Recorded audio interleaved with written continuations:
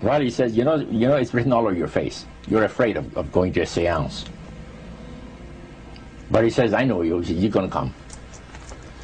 And then he started to tell me how brave I was when I was aboard ship, you know, different things. He says, you're not the same man, you're changed. You're chicken. That's all I needed to hear. I said, when do we go to a seance? So one Saturday evening, we were in the place. It was the very first time. Very beautiful place. The medium was a lady. She had a gorgeous new home in Montreal. And there were about 20 invited guests there, which I was one of them. And she communicated with the spirits for different people there. And they were telling them what the spirit said. One man said, I would like to talk to my friend that died 6 months ago. But I don't want him to appear. Just want to talk to him. Because he says, I don't trust you talking to my friend for me. So the medium says, let me inquire of the spirit. Yeah, the spirit will talk with you. And that big masculine voice was heard in the place. It says, hi, Frank. It's nice of you to ask for me to talk with you. And they had a little chat. And after it was over, Frank says, this is the greatest thing on earth, to be able to talk with the spirits of the dead. Then the medium said, we have a very special surprise tonight for you people. A spirit will manifest itself openly here in a few minutes. And it's like a big gust of wind hit the building. And right through the wall. Now the lights weren't terribly bright, but they were like living room lights. A couple of floor lamps and maybe some of these. And that translucent being seemed to come right out of the wall. How did you feel right at that moment? It's almost like my heart stopped a little bit. You know, very weird feeling. So it was a lady in a beautiful evening gown, swirling. And she said to Mary, my dear sister, you are so wonderful to have asked for me. And Mary fainted and fell right off her chair on the floor. And a couple of guys jumped up and picked her up, and spirit gone. And that was the beginning of it. That's how you got into it.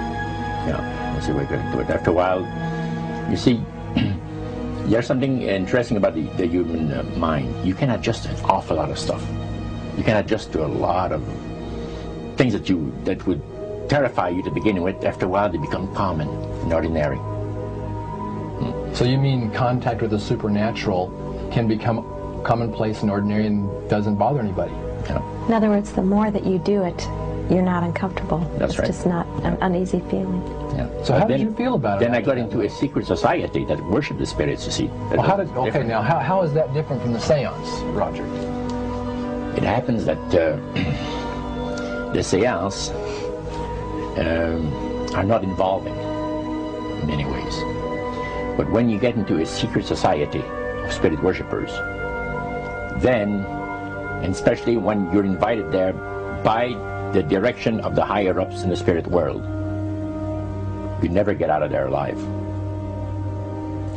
And it's exactly what my friend and I were up against. We didn't know anything about it.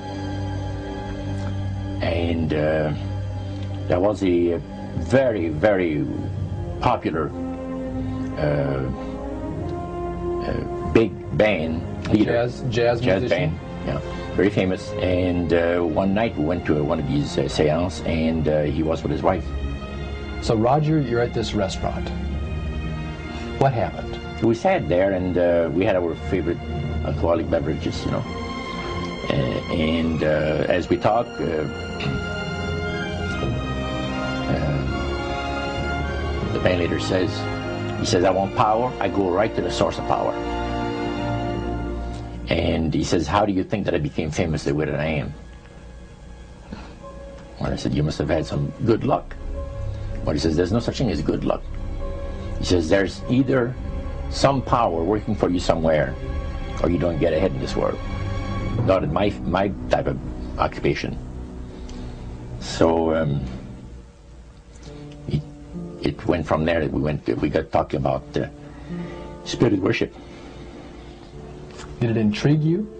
Or did it make you want to find out more about what exactly he was talking about? Yeah. So he said the supposed spirits of the dead that you're talking with are demon spirits. They're fallen angels. They're beautiful beings. Just set it out, just like that. Oh, yeah. It didn't make you uneasy when he said they were... Well, it shocked you a little bit, something that you first hear mentioned to you. He said, you guys have got a great future ahead of you.